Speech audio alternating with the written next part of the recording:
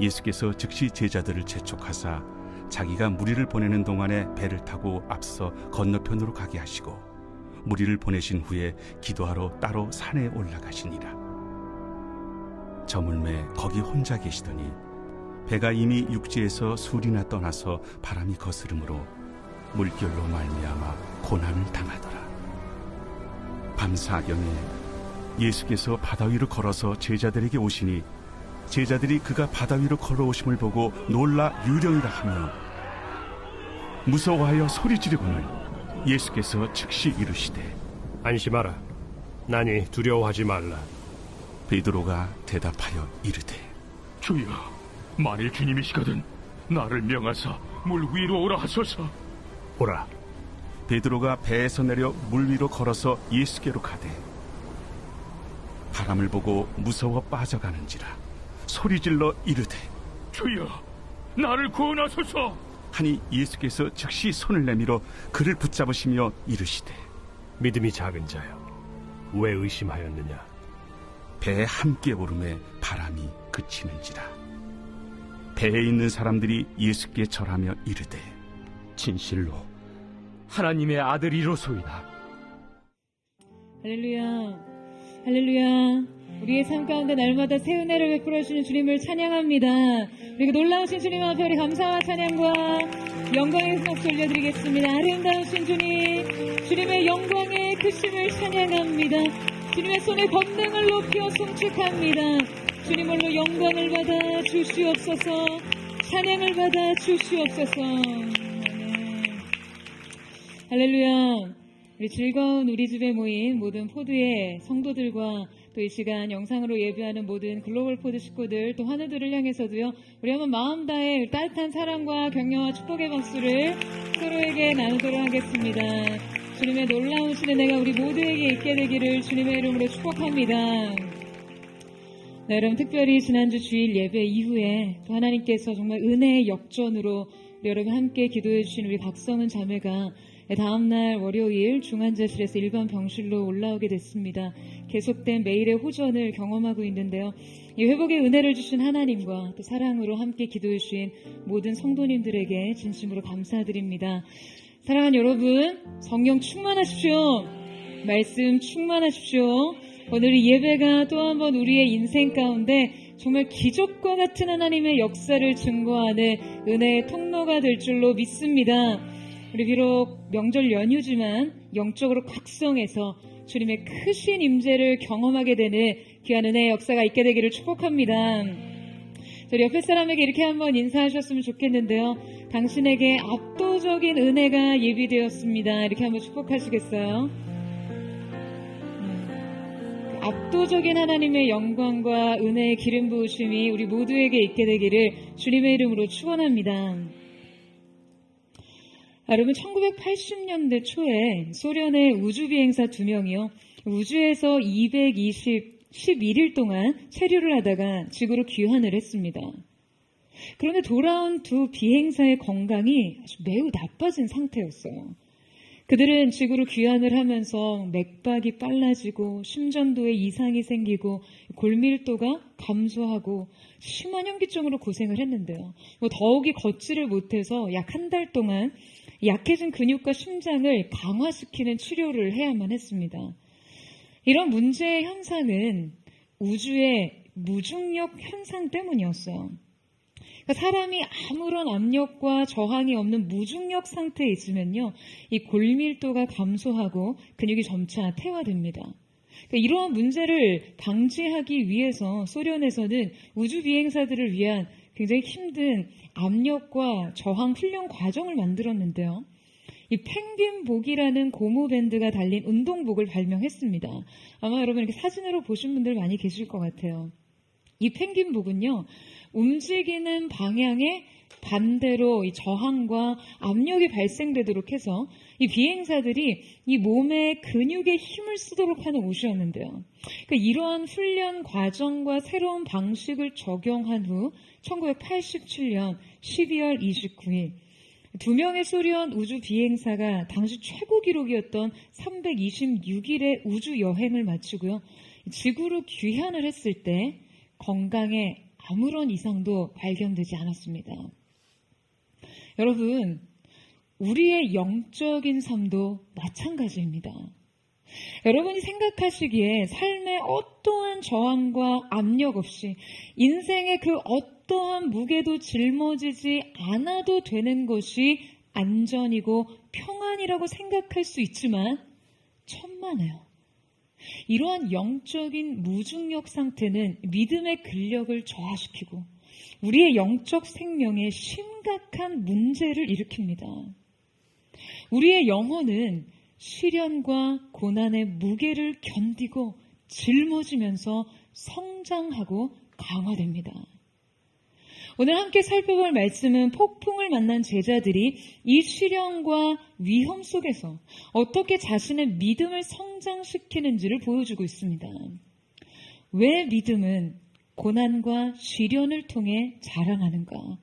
예수님의 인생 수업 첫 번째, 성공과 믿음의 상관관계, 성공 경험인가? 믿음의 강화인가? 입니다. 자, 우리 함께 22절에서 24절 말씀을 같이 한번 읽어보도록 하겠습니다. 시작. 예수께서 즉시 제자들을 재촉하사 자기가 무리를 보내는 동안 배를 타고 앞서 건너편으로 가게 하시고 무리를 보내신 후에 기도하러 따로 산에 올라가시니라. 저물매 거기 혼자 계시더니 배가 이미 육지에서 술이나 떠나서 바람의 거스름으로 물결로 말미암아 고난을 당하더라. 자, 그럼 오늘 본문 말씀은 이 사건이 등장하게 된 배경과 유도된 상황들에 대해서 함께 기록하고 있는데요.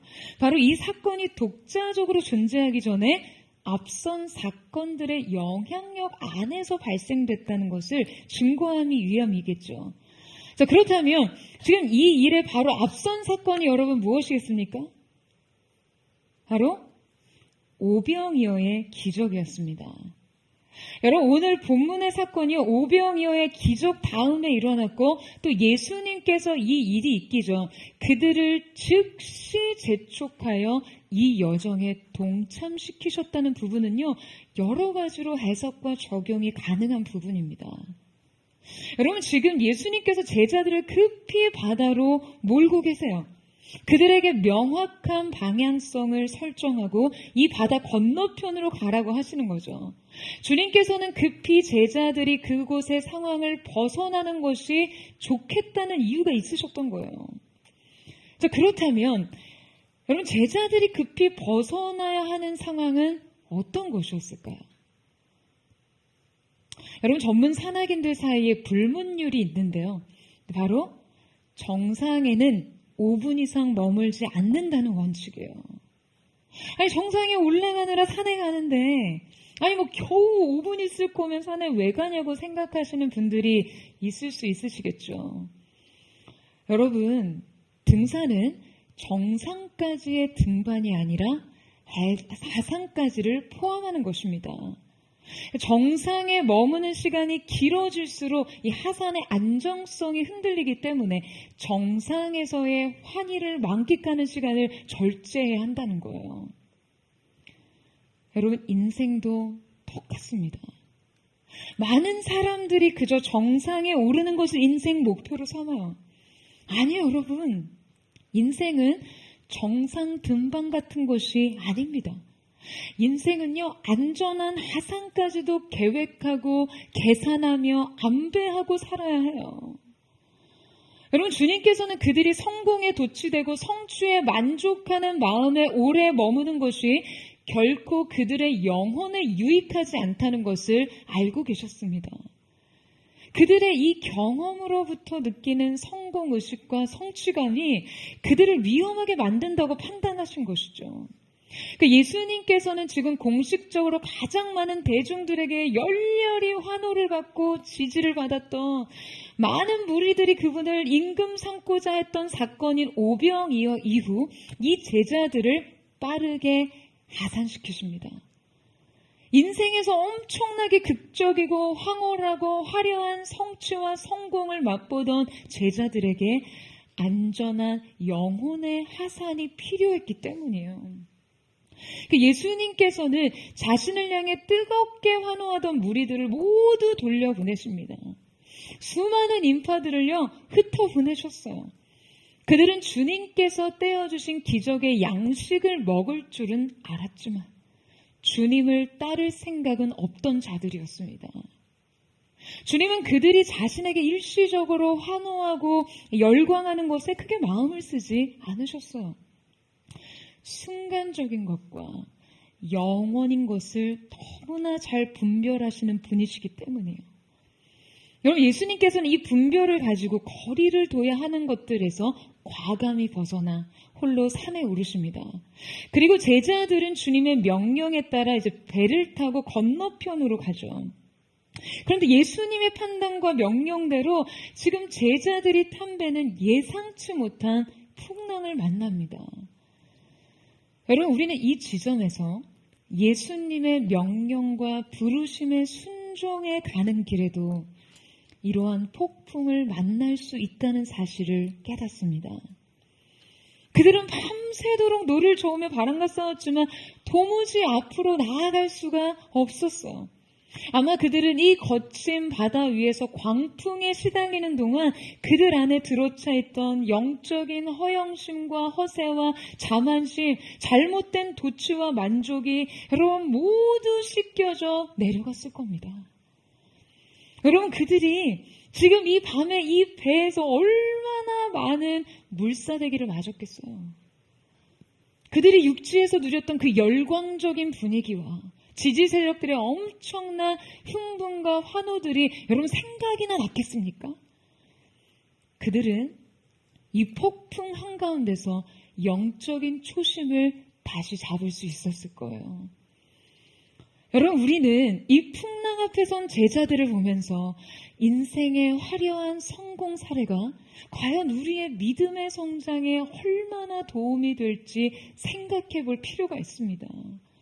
저는 이 성공과 믿음의 상관관계가 참 궁금해요. 여러분, 왜냐하면요, 저는 인생의 성공으로 인해 오히려 영적인 내리막길을 걷는 사람들을 너무나 많이 봤기 때문입니다. 오늘 이 사건에 대해 마가는 이러한 기록을 덧붙이고 있는데요. 마가복음 6장 52절 말씀에 이는 그들이 그 떡 떼시던 일을 깨닫지 못하고 도리어 그 마음이 둔하여졌음이로라 라고 기록하고 있습니다. 그들의 성공 경험은 이 풍랑이는 파도 앞에서 조금도 도움이 되지 못했어요. 그들의 성공 경험은 그들이 두려움 없이 믿음을 발휘하는 데 아무런 영향을 주지 못했습니다. 여러분, 인생의 성공과 기적이 우리의 믿음을 결코 강화시키거나 유지시킬 수 없다는 것을 우리는 반드시 기억해야만 합니다. 여러분, 아멘이세요? 여러분, 뿐만 아니라 우리가 신앙생활을 하면서요, 그 하나님 앞에 우리가 구하는 것이 과연 더 많은 성공 경험인가? 아니면 믿음의 강화인가를 분별해야 합니다.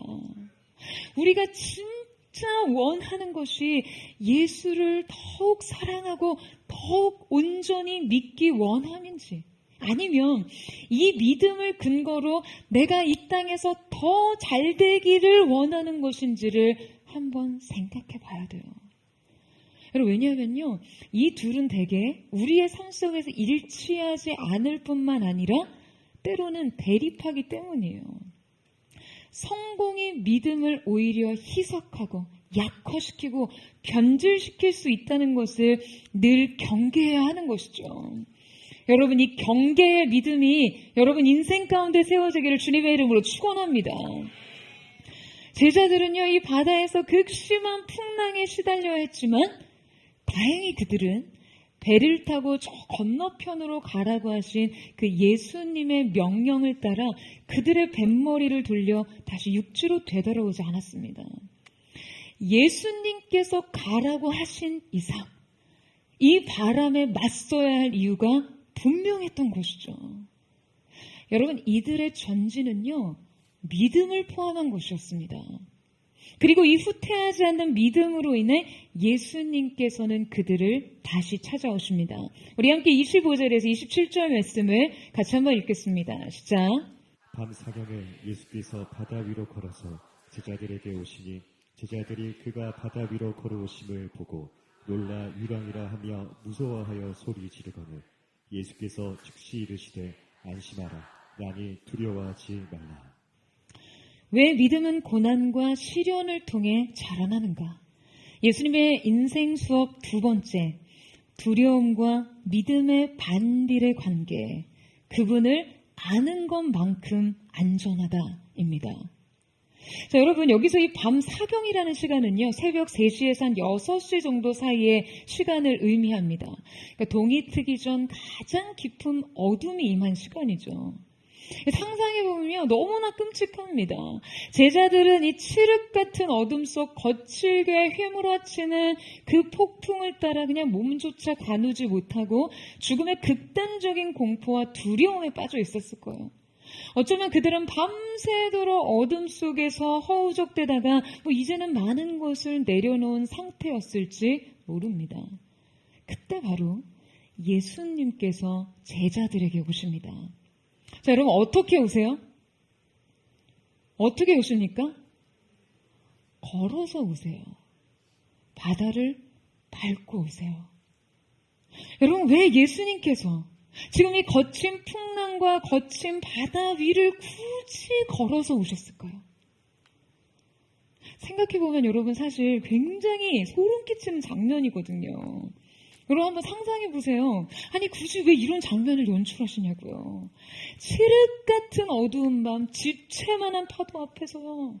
여러분 잔잔한 물가를 걸어오신 게 아니에요. 엄청나게 휘몰아치는 바람에 우리 예수님의 머리가 산발이 되도록 여러분 그 높낮이가 다른 파고의 위치 따라 한 걸음 한 걸음 디디실 때마다 이 얼마나 괴기스러운 모습 같았을까요? 이 집채만한 파도 앞에서 배와 사람들은 이리저리 휘청거릴 수밖에 없었어요.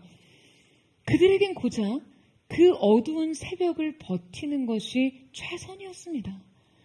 두려움과 공포 속에 벌벌 떨며 처절한 몸부림으로 맞서야 했던 이 파도.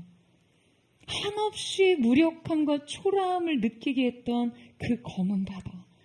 그런데 바로 그 새벽에 예수님께서는요, 그 바다와 그 파도를 밟고 제자들에게 오신 것이죠. 죽음을 밟고, 고통을 밟고, 두려움을 밟고, 오랜 좌절과 절망을 밟고, 그 모든 것을 정복하고 이기고, 여러분, 모든 것을 다스리신 주님께서 그렇게 그 위를 걸어오시는 거예요. 그 발 아래서 모든 것은 평정됐고 심지어 주님의 발끝에서 바다는 길이 되었습니다. 여러분 주님은요 이 모든 것을 제자들에게 깨달아 알게 하시는 거예요. 봐라 너를 고통스럽게 했던 문제를, 봐라 너를 절망스럽게 했던 상황을, 봐라 너를 수치스럽게 만들었던 과거를 내가 모두 밟고 너에게로 간다. 여러분 이것이 바로 문제를 다스리고 정복하시는 주님의 모습이십니다. 제자들은요 그들을 그토록 고되고 그들을 그토록 두렵게 만들었던 그 파도를 주님이 밟고 오시는 것을 보았어요. 사랑하는 여러분, 저는 오늘 우리의 인생의 모든 고통과 두려움, 인생의 깊은 좌절과 슬픔을 밟고 이기시고 정복하신 예수 그리스도, 우리의 인생 모든 문제를 해결하실 수 있는 그 유일하신 주님을 경험하는 예배가 되기를 주님의 이름으로 축원합니다. 오늘 여러분의 눈으로 여러분 인생 문제를 밟고 딛고 정복하신 그리스도를 직면하고 대면하고 경험하는 그 놀랍고 경이로운 예배 되기를 주님의 이름으로 축복합니다. 여러분 주님은 그렇게 그들에게 오십니다. 하지만 제 생각에 예수님은 항상 우리의 예상보다 번번이 좀 늦게 오시는 것 같아요. 대체 예수님은 제자들이 공경에 처해 있는 동안 어디서 뭘 하고 계셨던 것일까요? 우리가 삶에서 가장 분개하고 하나님을 향한 의심에 빠지고 영적인 침체에 이르는 가장 주된 이유가 여러분 무엇인가요? 왜? 주님은 내가 이토록 이토록 힘든 상황에 처하기까지 왜 이 상황을 그냥 내버려 두시냐는 거예요. 대체 주님은 어디서 무엇을 하고 계십니까? 여러분, 예수님께서는요, 그 밤에 그들을 멀리 떠나 계신 것이 아니었어요. 지금 이 본문의 상황을 마가는 이렇게 기록하고 있습니다. 마가복음 6장 47절에 48절 말씀에 저물매 배는 바다 가운데 있고 예수께서는 홀로 무태 계시다가 바람이 거스름으로 제자들이 힘겹게 노젓는 것을 보시고 밤 4경쯤에 바다 위로 걸어서 그들에게 오사 지나가려고 하시매. 여러분, 주님께서는요, 그들을 지켜보고 계셨습니다. 문제는 정확히 지켜보고만 계셨다는 거예요. 주님은 제자들이 두려워하거나 위험에 빠지기 전에 나타나셔서 폭풍을 잠잠케 하시지 않았습니다. 왜일까요?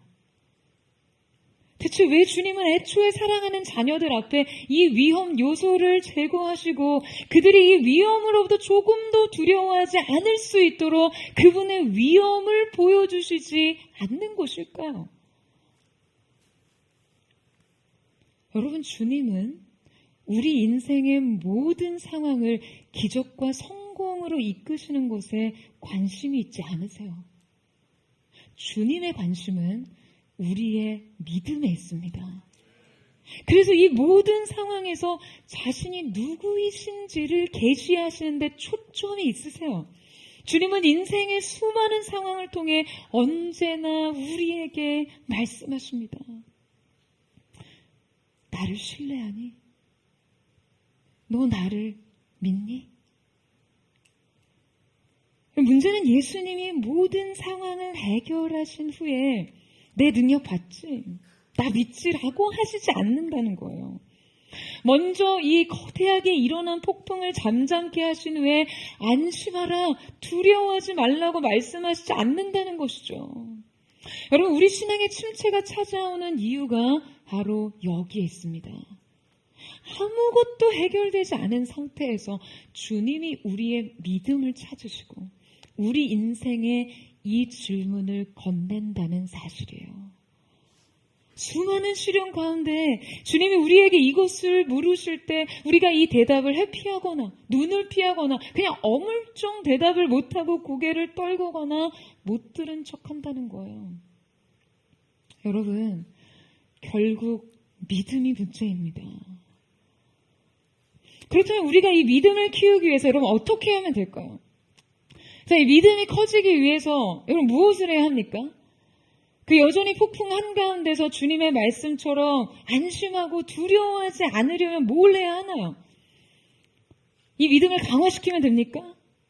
믿습니다. 아멘. 이렇게 반복해서 소리쳐 외치면 이 믿음이 막 강화되나요? 믿음을 막 더 많이 갖기 위해서 노력하면 되나요? 믿음을 크게 하기 위해서 기도를 많이 하고 막 성경 많이 읽고 사역 많이 하면 여러분 믿음이 막 커집니까? 물론 이 모든 것들은요 다 믿음을 크게 하기 위한 것입니다. 강화시키기 위함이에요. 그런데 여러분, 이 활동과 믿음이 등가는 아닙니다. 지금 이 모든 활동의 총합이요 이퀄 믿음은 아니라는 거예요. 물론 어느 정도는 비례할 수 있습니다. 자, 그렇다면 믿음이 커지는 것은 무엇과 같나? 믿음은 무엇과 등식을 형성하는가? 여러분, 믿음이 커진다는 것은 한마디로 하나님을 더 안다는 거예요. 여러분, 아멘이세요? 우리가 그분을 더 알아가면 알아갈수록 우리의 믿음은 확장되어집니다. 깊어져요. 견고해집니다. 정말 아멘이세요? 미국의 윌로우 크릭 교회 목사님이셨고 여러 유명 신앙 서적의 저자인 존 오트버거 목사님께서 그분의 저서에서 아내와 일화를 소개하신 적이 있었어요. 어느 목사님께서 이 아내 생일을 기념을 해서요 사모님과 함께 열기구를 타셨어요. 다른 부부 한 쌍과 함께 작은 바구니에 올라타서 협곡부터 태평양 전체가 한눈에 보이는 곳에 올랐습니다. 그런데 이 압도적인 아주 경이로운 장관의 모습을 경관에 감탄을 하고 있다가 문득 엄청난 두려움에 사로잡혔어요. 그 두려움은요, 바로 그 열기구에 달린 작은 바구니를 인식하고부터 나서인데요. 생각보다 이 바구니가 너무 작다는 인식이 생기고 나서부터 작은 흔들림에도 곧 이 열기구가 떨어질 것 같다는 엄청난 불안에 휩싸이게 된 것이죠. 그러니까 이 불안을 해소하기 위해서 목사님이 이 기구를 조종하는 조종사가 궁금해졌대요. 그러니까 이 열기구의 운명을 책임지는 이 조종사의 능력과 인격을 알게 되며 자신이 이 두려움과 불안 어느 정도 해소할 수 있을 것이다 라고 생각하신 것이죠. 그래서 목사님이 조종사와 대화를 시도합니다. 그가 이전에 무슨 일을 했으며 지금은 왜 이 기구를 조종하는지를 물었어요. 그러니까 목사님의 마음에 그가 전직 막중한 책임 의식을 갖춘 어떤 신경외과 의사거나 우주로 갈 기회를 해석하게 놓친 뭔가 우주 비행사이기를 바랬다고 하더라고요. 어떤 이런 인격과 경험이 있으면 그를 신뢰할 수 있다고 생각한 것이죠. 그런데 조종사가 답합니다. 자신은 이전에 그 어떤 직업도 가진 적이 없고 주로 바다에서 서핑을 했다고 해요. 막 슬슬 이 두 분의 마음속에 막 불안이 불길처럼 번지기 시작합니다. 그리고 그가 열기구를 조종하게 된 이유는요. 언젠가 그가 술을 마시고 트럭을 운전하다가 교통사고를 내는 바람에 그의 형이 굉장히 크게 다쳤고 아직까지도 불구로 지내는 형이 그나마 낙으로 삼는 것이 그 하늘에 떠있는 열기구를 보는 것이라는 거예요. 그래서 자신은 형을 위해서 이 열기구를 운전하게 됐다는 거죠. 그러면서 마지막 말을 덧붙입니다. 그런데 내려갈 때 좀 흔들리더라도 놀라지 마세요. 제가 이 기구로는 아직 비행을 한 번도 해본 적이 없어서 어떻게 하강해야 될지를 모르거든요.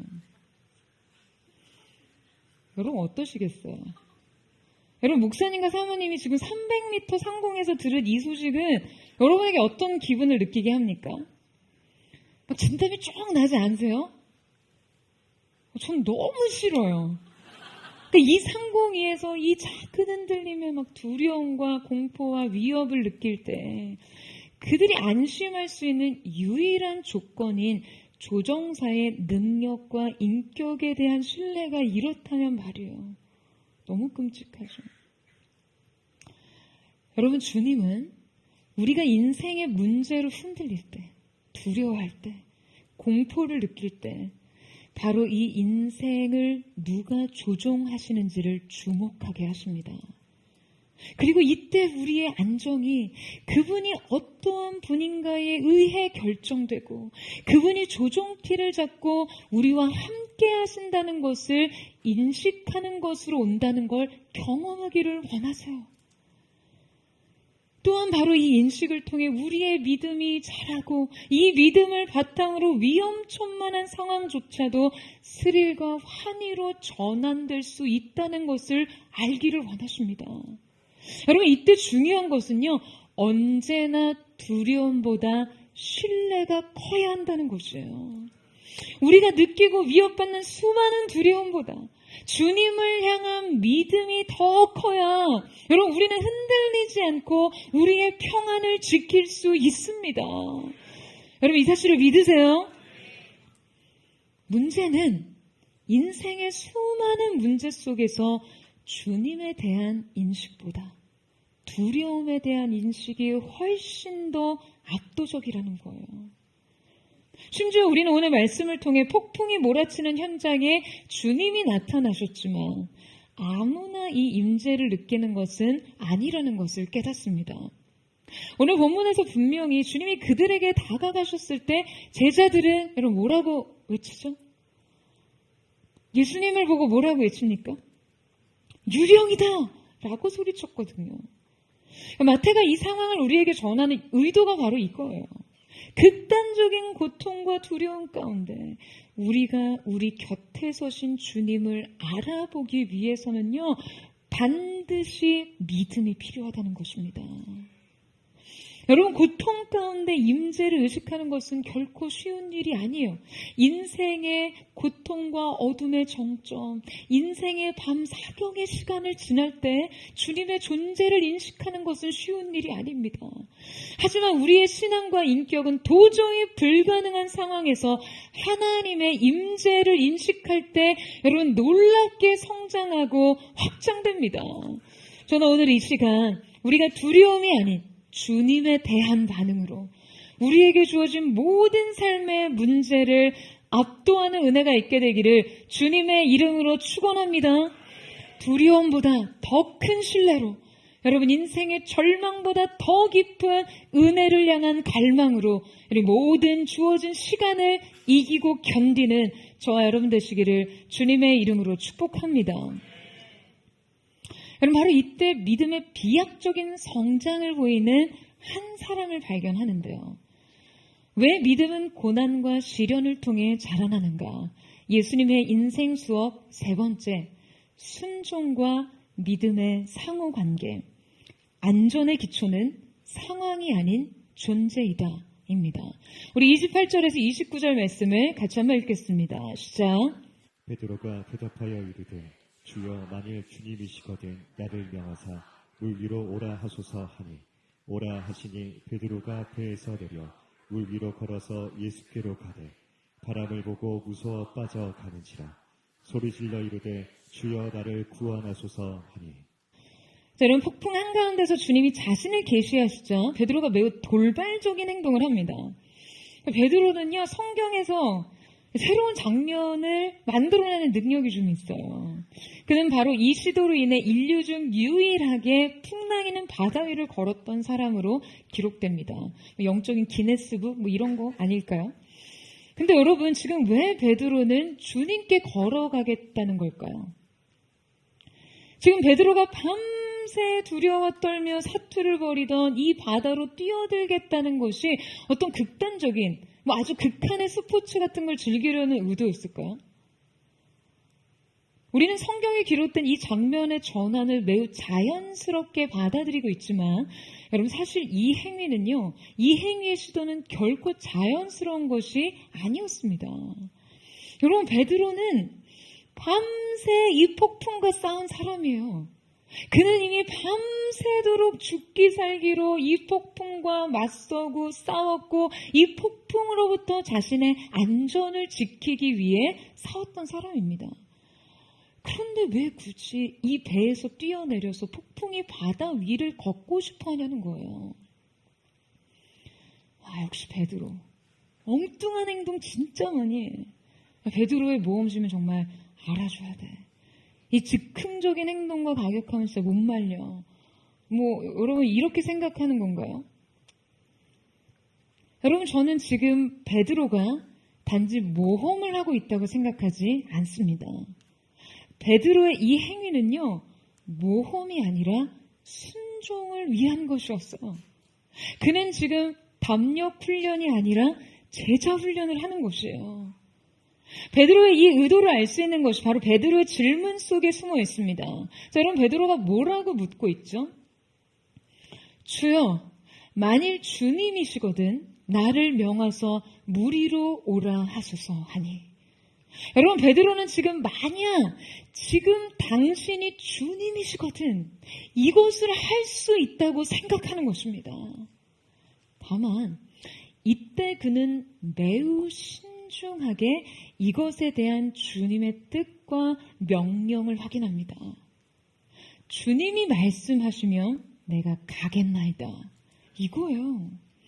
그런데 이 순간 우리가 주목해야 할 그 칭찬받아 마땅할 믿음은요, 여러분, 지금 그가 예수님을 향해 자신의 안전에 대한 보장을 요구하지 않았다는 점입니다. 그는 예수께서 제가 이 바다에 빠지지 않을 것을 예수님께 확인시켜달라고 하지 않아요. 그저 자신에게 오라 명하시라고 요구하고 있어요. 여러분, 그는 그저 예수님의 뜻을 물었고 그 뜻을 따랐습니다.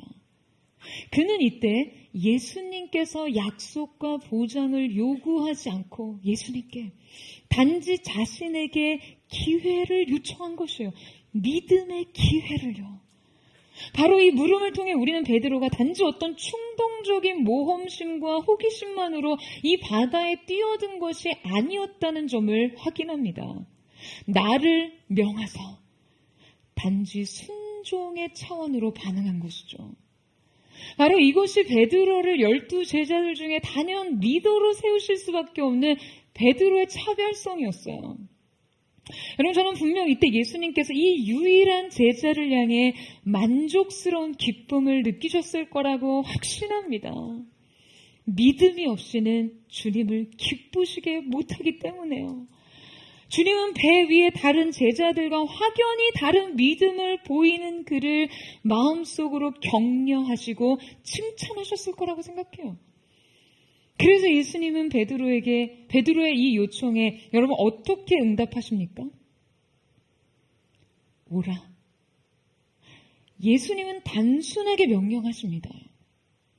오라. 그리고 우리는 이때 베드로의 요청이 단지 모험심과 호기심에서 비롯된 것이 아니고 지금 그의 진정성 있는 태도를 다시 한번 확인합니다. 바로 주님께서 오라고 하시니 베드로가 즉시로 발을 뗐다는 거예요. 여러분, 베드로가 순간 호기롭게 이 바다를 건널 생각을 했을 수 있지만 주님이 물 위로 오라, 너는 오라라고 하실 때 막상 그가 그것을 실천하는 것은요, 또 다른 믿음이 요구되는 것입니다. 설마 했는데 예수님이 단번에 오라라고 하시니 베드로가 주님 그냥 뭐 한번 해볼 수 있는 소리를 가지고 뭘 또 그렇게 진지하게 반응하시나요? 라고 할 수도 있겠죠. 여러분 그러실 때 없으세요? 막 정말 엄청나게 막 영적으로 격려가 돼서 하나님 앞에 막 엄청난 헌신의 뜻을 고백했는데 막상 내가 너의 마음을 기쁘게 받노라 하실 때 여러분이 느낄 수 있는 그 아차 싶은 감정 같은 거 있잖아요. 근데 여러분 이 사건이 실제 가능했던 이유. 그런데 베드로는 말뿐이 아니었습니다. 베드로는요 실제 밤새 배를 위협하던 그 바다에 발을 내딛습니다.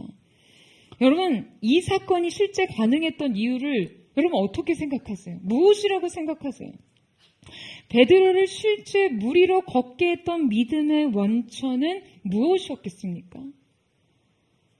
여러분 주님의 말씀에 대한 전적인 신뢰가 없었다며 그가 밤새도록 배의 안전을 지키기 위해 싸웠던 그 두려움의 실체인 이 폭풍 위로 발을 내디딜 수 있었을까요? 여러분 이것은 그를 향해 오라, 물 위로 오라 하신 분에 대한 전적인 신뢰를 바탕으로 한 것입니다. 여러분 그는요 이미 폭풍 그 자체의 위력을 너무나 잘 알고 있었어요. 여러분 베드로가 누굽니까? 여러분 그의 전직 직업이 뭐였죠? 다름 아닌 어부였잖아요. 그는 물고기를 잡던 사람이었어요. 그는 바다의 생리와 기호와 물의 속성을 너무나 잘 알고 있었습니다. 게다가 이미 밤새도록 싸웠잖아요. 아무리 싸워도 잦아들 줄 모르던 이 폭풍의 실체를 지금 그가 이미 온몸으로 겪어봤다고요. 그런데 그가 이 믿음을 발휘할 수 있던 것은요, 그를 부르시는 주님이 누군지를 아는 믿음 때문이었습니다. 여러분 믿음은 주님을 향한 것이 아니라면 성립되지 않습니다. 믿음은 전적으로 주님에 관한 것이에요. 그분의 능력과 그분의 성품에 관한 것이죠. 그리고 애초에 베드로가 배에서 물속으로 뛰어들 생각을 한 이유는 여러분 물 위에 예수님이 계셨기 때문입니다. 저는 이 묵상을 하면 너무 감동적이었어요. 그가 바다 물결위를 걷고자 했던 것은 이 기적 자체의 추구라기보다 그 위에 예수님이 계셨기 때문이죠. 이때 베드로는 어렴풋이 믿음을 이해하고 있었습니다. 배보다 바다가 안전하다는 것을 말이에요. 우리 예수님께서 바다 위에 서 계시는 한, 이 배가 이 폭풍이 일렁이는 바다보다 안전할 수 없다는 그 인식 말이죠. 사랑하는 여러분, 이것이 진짜 신앙입니다. 여러분 아멘이세요? 여러분 우리의 인생의 핵심은 여기에 있습니다. 우리의 안전의 기초를 어디에 두는가? 여러분 인생의 안전의 기초를 어디에 두는가에 관한 것이죠. 과연 배가 안전하냐에 관한 생각이요. 믿음의 성장은 과연 우리가 의식하고 몸담기를 원하고 그 밖으로 한 발자국도 나서려 하지 않는 그 배는 과연 안전한가?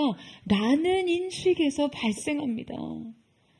사랑하는 여러분, 배가 안전한 곳이 아니라요. 주님이 계신 곳이 안전합니다. 여러분 이 사실을 믿으세요? 주님이 계신 곳이 바로 우리가 서야 할 곳인 것이죠.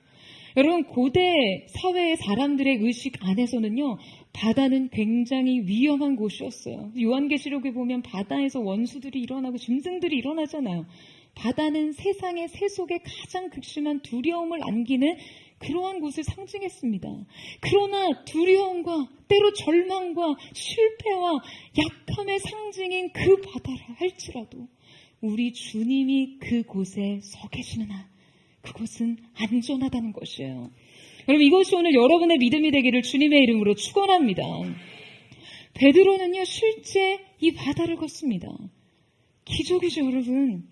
사람이 무리를 걷는다는 게 여러분 이 얼마나 신기합니까? 게다가 이 새벽 한가운데 이 풍랑이나 한복판을요. 여러분 그렇다면 과연 이 기적이 가능했던 이유는 어디에 있습니까? 베드로의 믿음 때문인가요?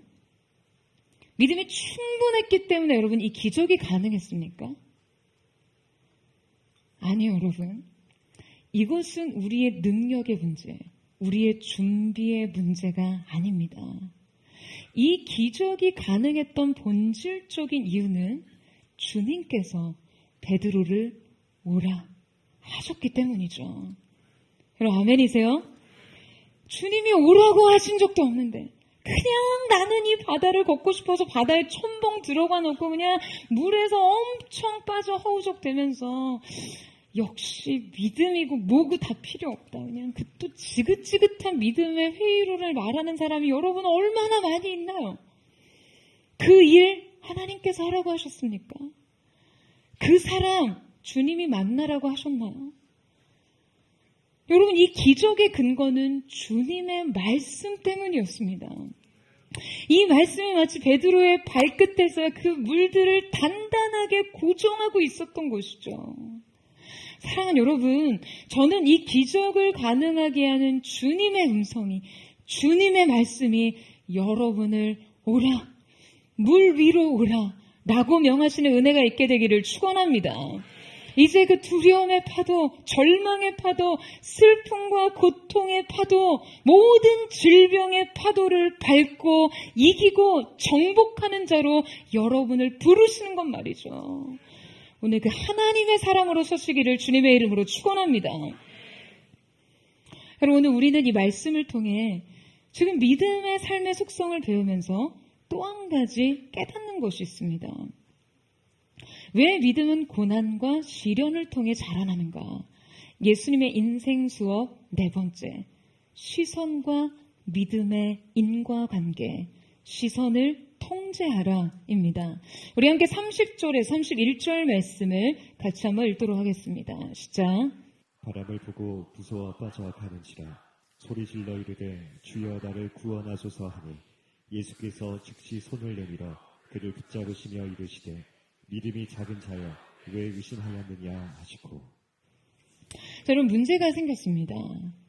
베드로가 바다 위를 걷다가 그냥 물에 빠진 거죠. 자, 여러분 왜 그랬습니까? 바람을 보고 바로 이것이 원인이 됐습니다. 여러분 베드로가 바람을 보자 무서웠어요. 그리고 빠지기 시작한 것이죠. 문제는 이 시선에 있었어요. 여러분, 폭풍은 아까도 이미 불고 있었습니다. 없던 현실이 갑자기 생긴 것이 아니라 없던 인식이 갑자기 생긴 것이죠. 그의 시선이 주님으로부터 바람으로 옮겨간 것이 문제였습니다. 여러분, 우리의 인생에서 일어나는 수많은 실패가요, 바로 이 지점에서 발생합니다. 그렇다면 우리가 물에 빠지지 않으려면 어떻게 해야 하는가? 바로 믿음의 통제력을 발휘해야 합니다. 아멘이세요? 일부에도 잘 아멘을 안 하시잖아요. 통제력? 어떤 것을 통제해야 한다는 거죠? 듣다 보니 기분이 확 나빠져요. 아니, 목사님, 통제력을 가지려고요? 지금 이 폭풍 위에서 통제력을요? 지금 이 캄캄한 새벽 바다에서 이 거친 파도 위에서 통제력을요? 아니, 제가 지금 대체 이 상황을 어떻게 통제합니까? 이 재정의 악화를, 이 질병을, 이 일방적인 관계의 폭력을, 이 변화무쌍한 현실을 통제하라고요? 이렇게 반문하고 싶은 분이 계실지 모르겠어요.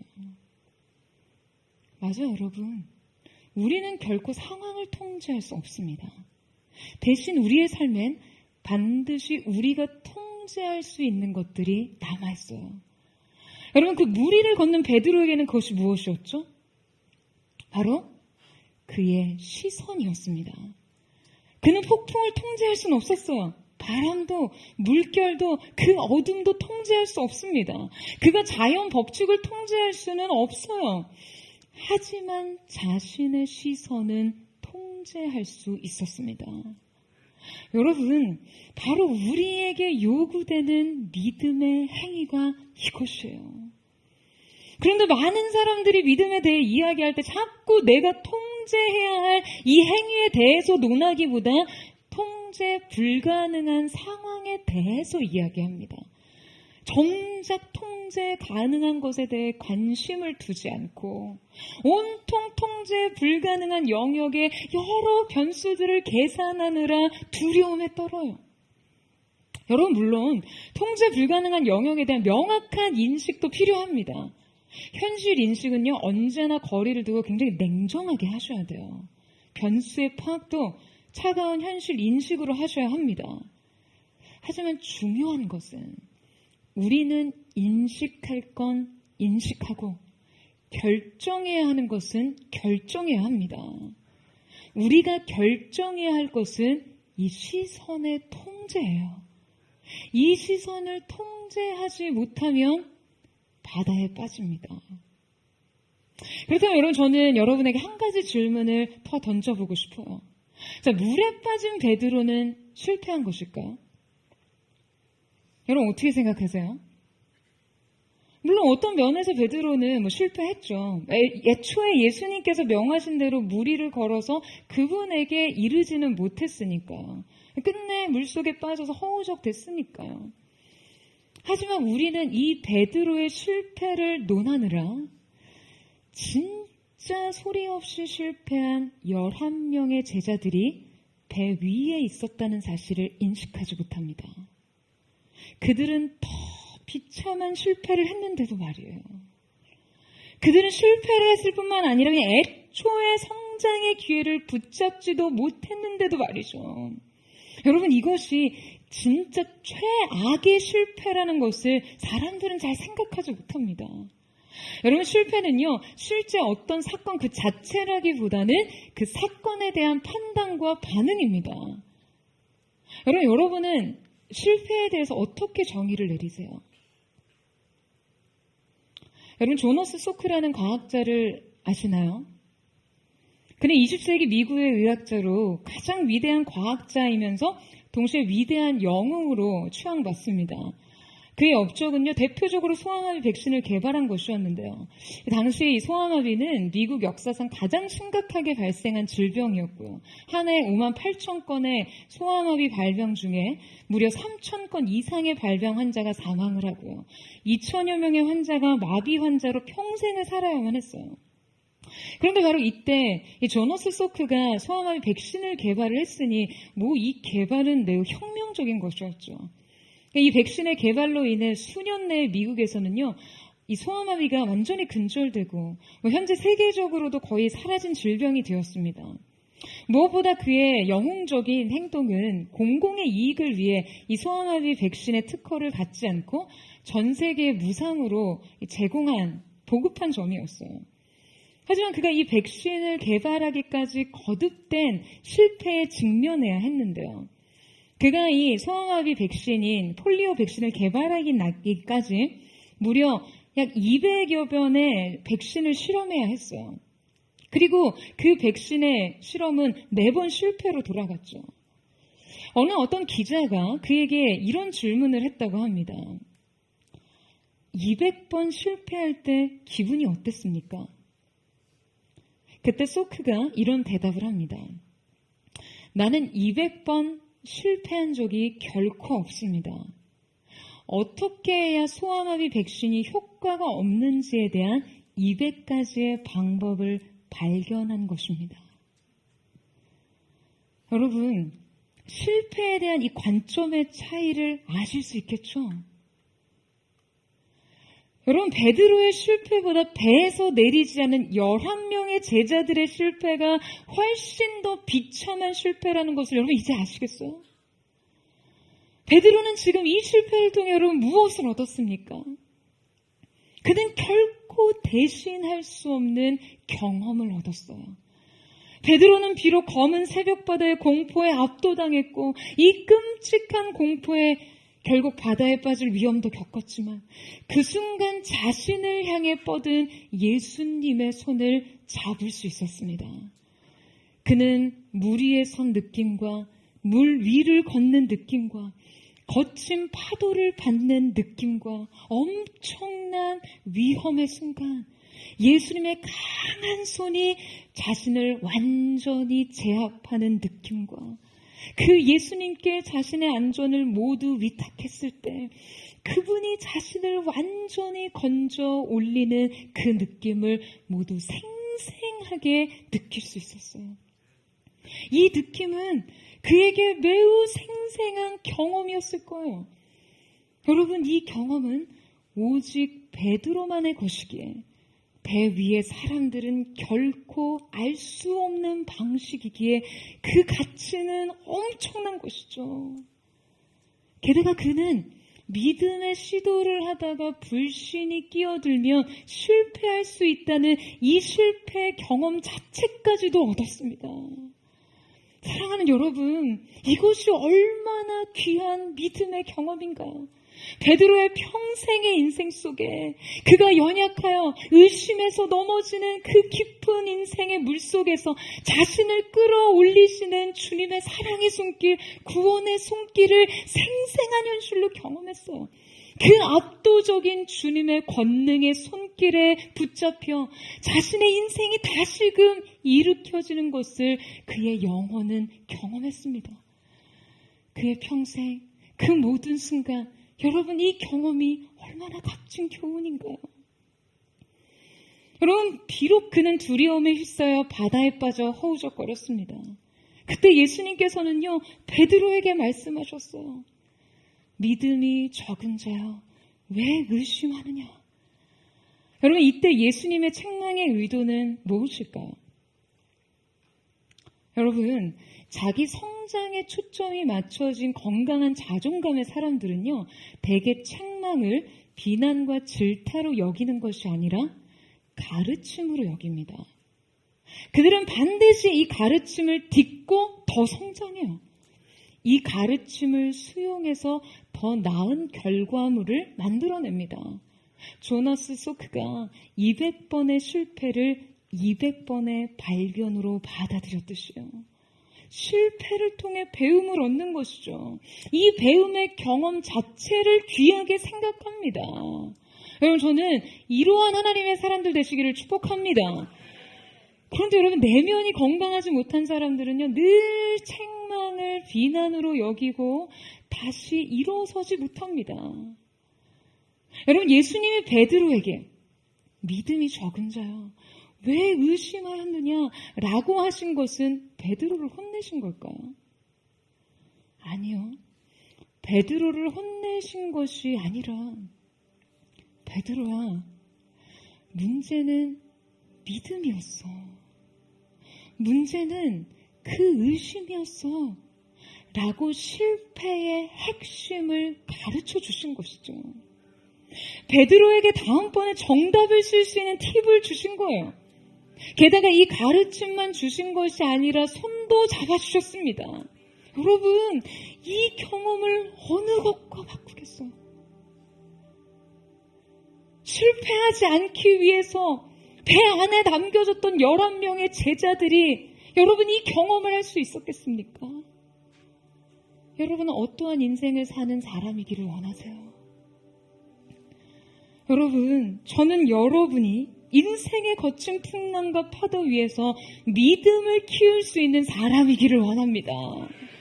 근근히 새벽을 버티는 사람이 아니라 그 바다를 밟고 가는 사람들이기를 원해요. 여러분, 그러기 위해선 우리는 주님을 힘써 알아야 하고요. 주님만을 바라봐야만 하고요. 주님을 향해 걸어가야만 합니다. 사랑 여러분, 바람이 불어도 흔들리지 마세요. 바람은 원래 불었습니다. 칠흑 같은 어둠 위에서도 주님만 의식될 수 있다면 우리는 무리를 걸을 수 있습니다. 여러분 아멘이세요? 거친 파도 위에서도 말씀만을 기억할 수 있다면 끝내 주님 품에 안길 수 있어요.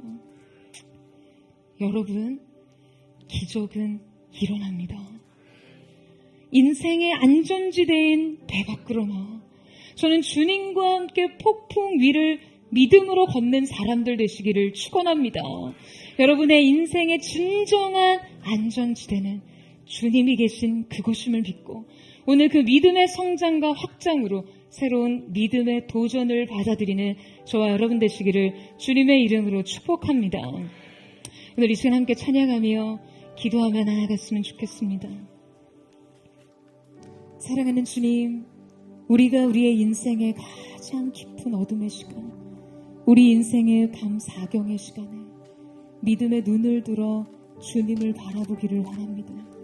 우리의 싸움과 우리의 맞섬이 헛된 것 같은, 우리를 거스리는 이 바람을 뚫고 한 걸음도 전진할 수 없는 것 같은 이 현실의 세계에서 주님이 우리 가까이 오심을 영접하게 하시고 그 주님과 함께 새로운 믿음의 도전을 이뤄내는 거룩한 하나님의 사람이 될 수 있도록 역사하여 주시옵소서. 우리 그 마음 고백하며 우리 함께 찬양하며 나아가겠습니다. 나의 주님께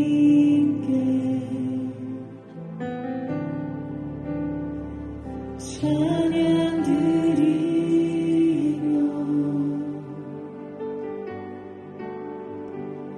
그 크신 사랑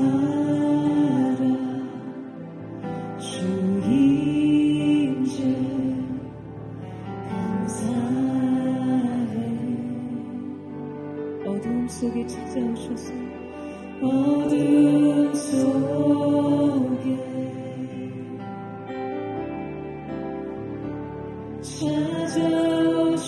찾아오셔서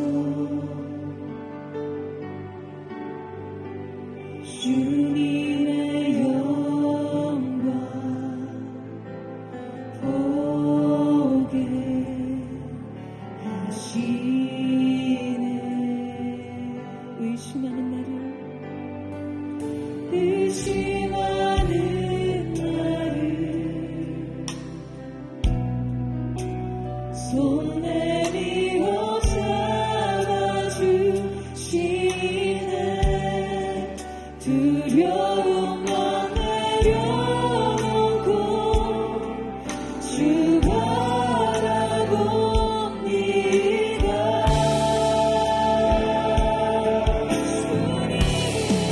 주님을 보게 하소서. 수요 나를 붙들어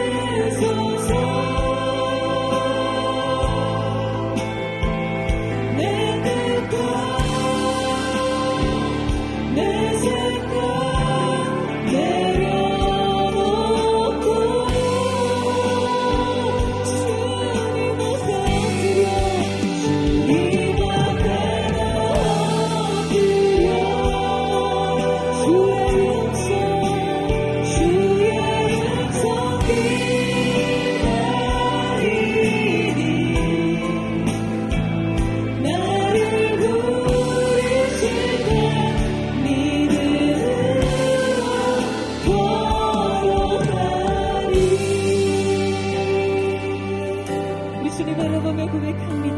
나의 예수님께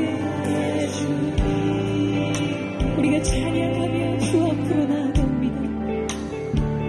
찬양 드리며 그 크신 사랑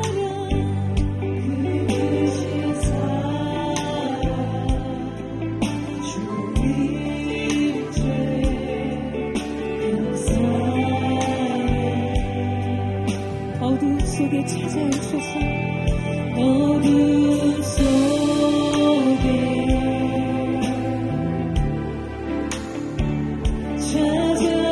찾아오소서. 주님의 영광 주님의 영광 보게 하시네. 의심하는 나를 손에 밀어 잡아주시네. 두려움 만 내려놓고 이 시간을 위해 주님을 바라보며 나아가기를 원합니다. 이제 마지막으로 주님을 보게 하여 주시옵소서. 주님을 보게 하소서. 주님 나를 붙드소서. 내 뜻과 내 생각 내려놓고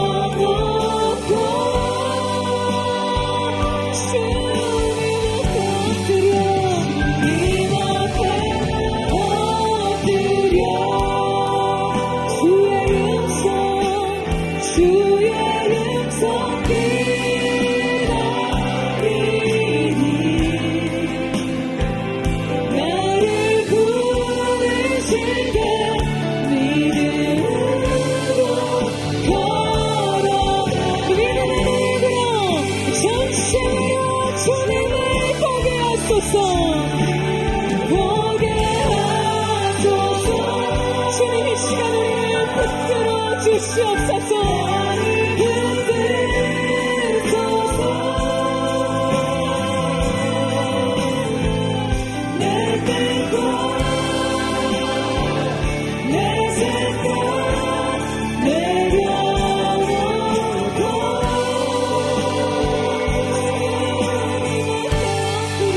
주님 앞에 엎드려 주의 음성 주의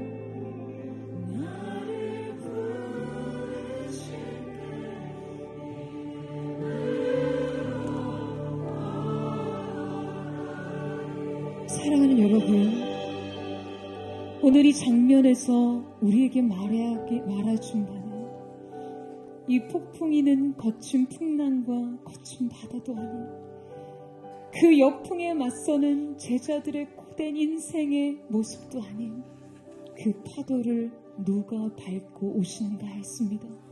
주님 자신을 계시하신 오늘 이 예배를 통해 여러분의 인생에도 깊은 어둠의 시간, 인생의 밤 사경의 시간을 지나시는 분이 있을 수 있어요.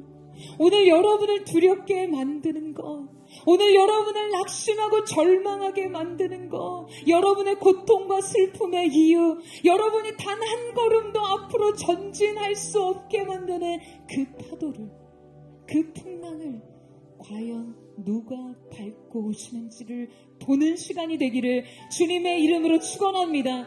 오늘 이 예배가 바로 여러분의 인생, 여러분을 좌절시키는 그 성난 파도를 밟으시는 그리스도 예수의 놀라우신 은혜를 직면하는 시간 되기를 주님의 이름으로 축원합니다. 여러분의 삶 속에 분명 예수님의 말씀을 따라 행한 삶의 길이었는데, 분명 예수님의 명령에 순종하는 마음으로 주님 사랑해서 전진한 걸음이었는데 역풍을 만난 분 계십니까? 한 걸음도 내디딜 수 없는 여러분의 인생 걸음을 거스르는 삶의 파도와 바람을 만나고 계신 분 계세요? 여러분, 인생의 이 교훈의 한 장면 속에 여러분의 삶 속에 각인되고 기억되어야 할 것은 거친 파도와 풍랑이 아닌 그 파도를 밟으신 예수 그리스도이신 줄로 믿습니다. 사랑하는 주님, 오늘 우리의 인생의 파도를 밟고 이 질병의 파도를 밟고 이 고난과 시련의 파도를 밟고 우리의 삶에 찾아오신 분이 누구이신지를 분명히 알게 하여 주시옵소서. 오늘 우리를 지나치지 마시고 주여 우리로 하여금 주님의 놀라신 은혜에 동참하는 자들로 새롭게 불러 주시옵소서. 우리 전심으로 주님이 우리 인생에 어떤 분이신가를 고백하는 새 믿음의 준비가 되시길 축원합니다. 주의 이름을 믿고 기도하겠습니다. 주여, 사랑하는 주님, 인생의 밤 사경의 시간을 지나고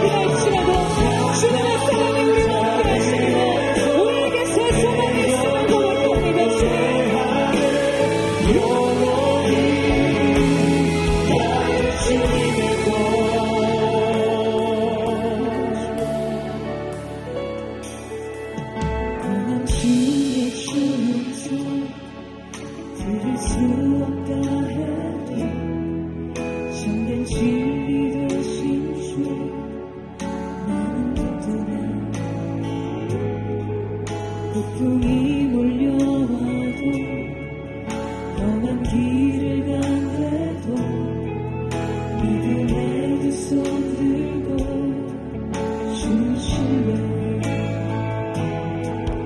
내게 행하신 그 놀라운 일, 생명 주신 주를 기억하네.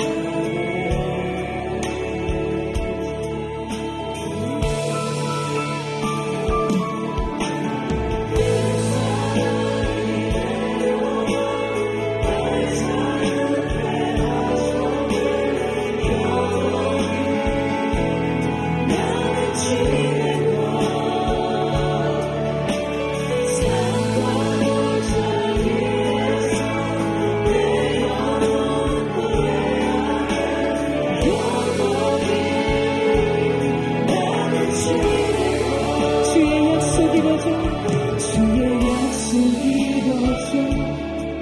수많이 넘칠 때도 그대로의 주석이 느낄 때도 주를 향한 갈망과 겸손한 마음으로 믿음의 두 손 들고 주시네. 내게 행하신 그 놀라운 일, 생명 주신 주를 기억하네.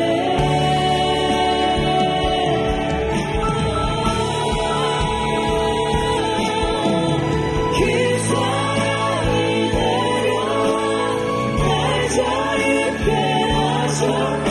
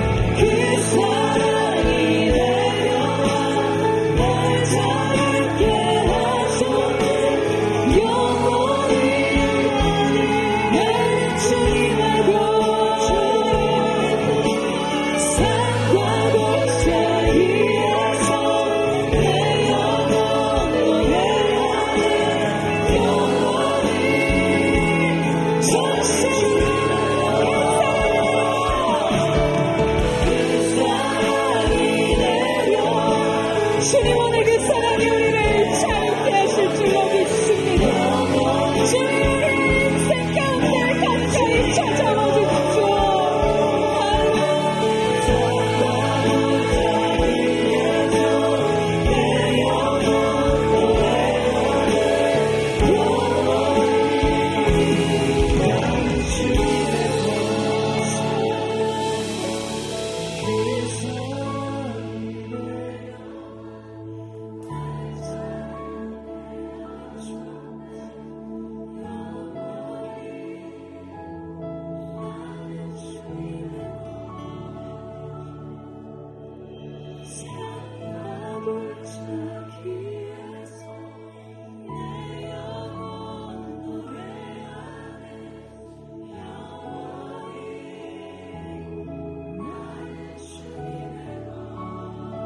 사랑하는 주님, 가장 깊은 어둠이 임한 그 시간, 주님은 제자들이 탄 그 배가 역풍을 만나 고난을 당한 것을 보시고 주님은 그 파도를 딛고 그 파도 위를 걸어 제자들에게 오셨습니다.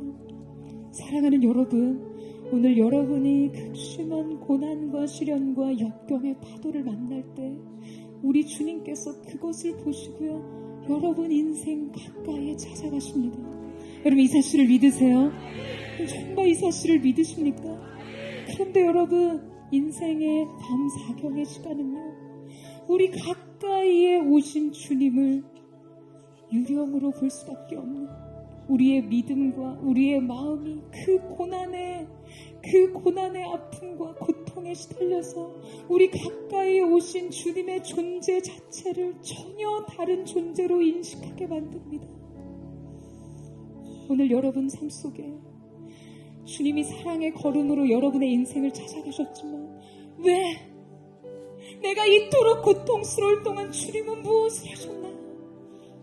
왜 이 아픔과 슬픔과 낙심의 나를 버려두셨나요?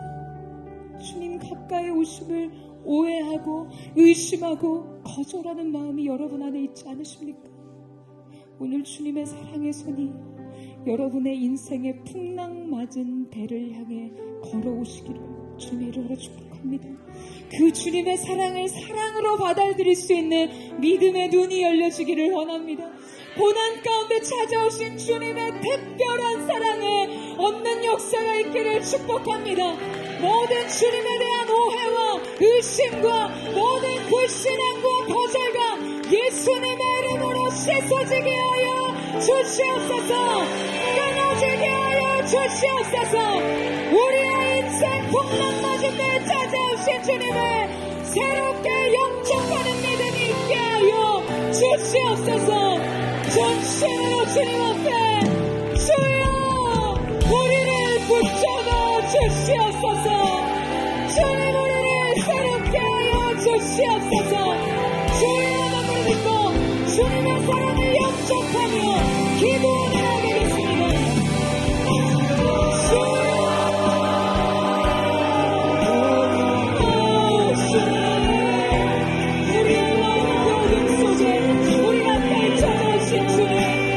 주님에 대한 오해와 주님의 존재를 부정하며 아버지의 거절하며 오히려 주님을 두려워하는 자리를 주님을 두려워하는 자리를 실패와 절망과 낙심의 자리로 여전히 머물게 하는 주님의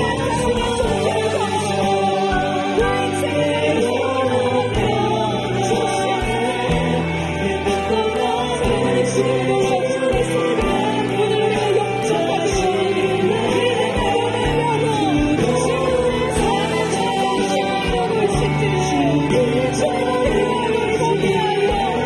주시옵소서. 주님을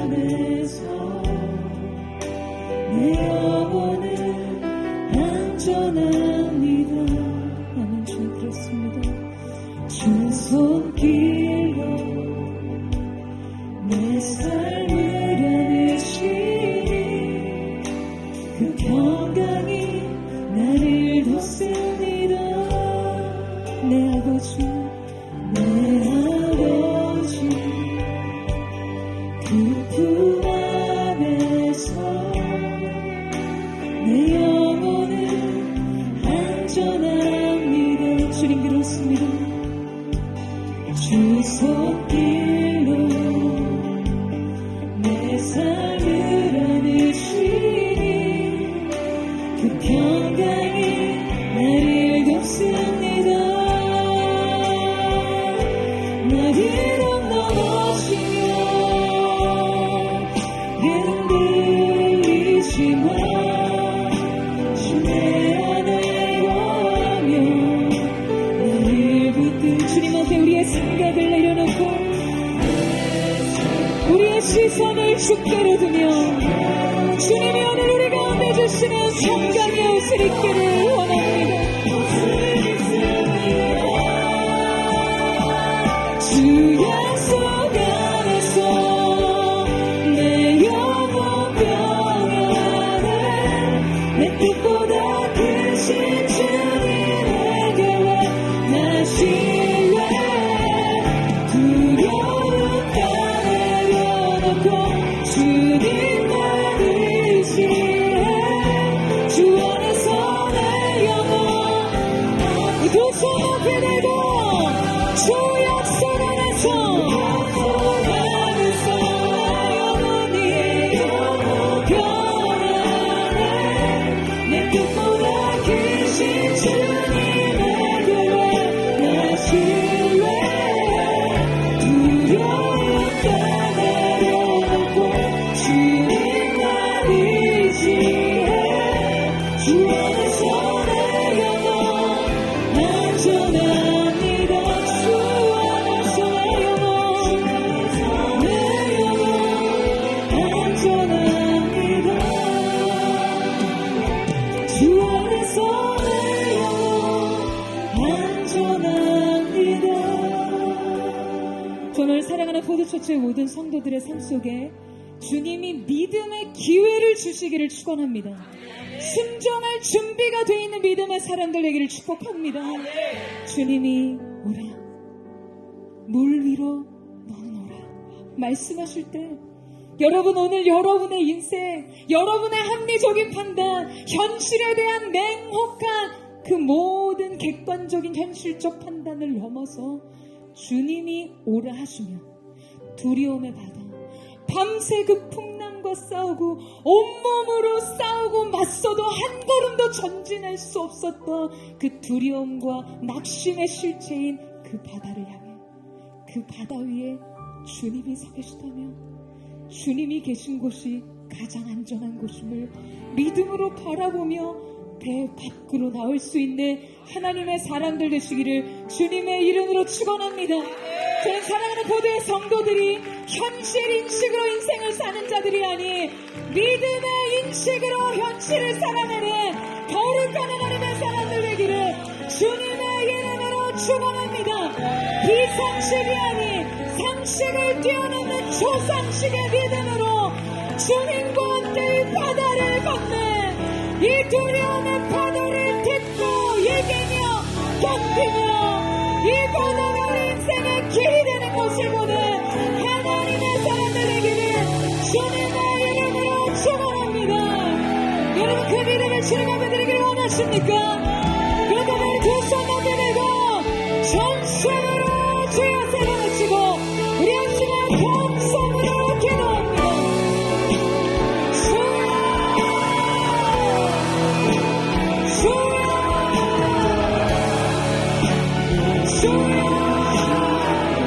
사랑하는 주님 오늘 이 시간을 위하여 우리의 인생 우리의 삶의 안전지대를 영원 오늘 우리가 현실 인식이 아닌 믿음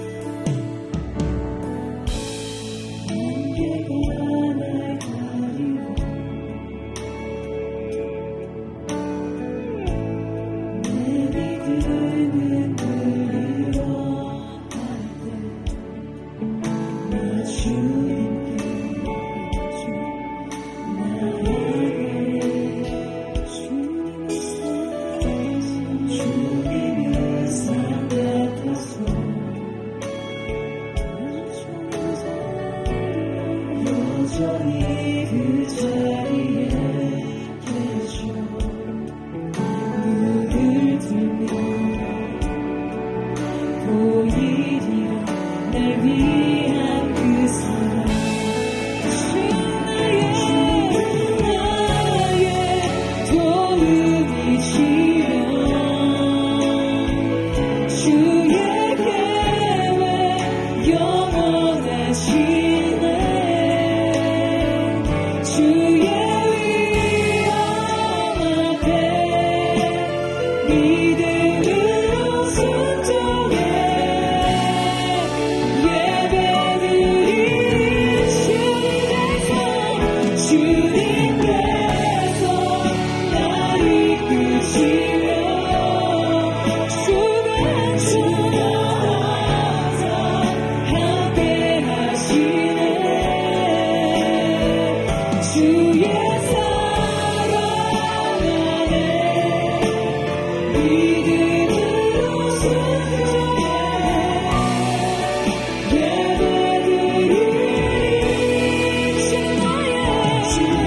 오늘 보내신 주님 우리를 깊은 신과 수렁에서 건져주며 우리를 인생의 깊은 절망으로부터 이끄신 주님을 찬양합니다.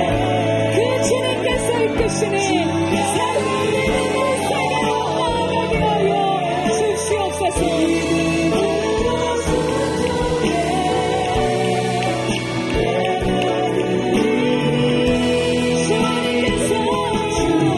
주님께서 날 이끄시며 주가 항상 함께 주님의 사랑 안에 우리가 오늘 믿음과 순종의 예배를 드리기를 믿음으로 순종해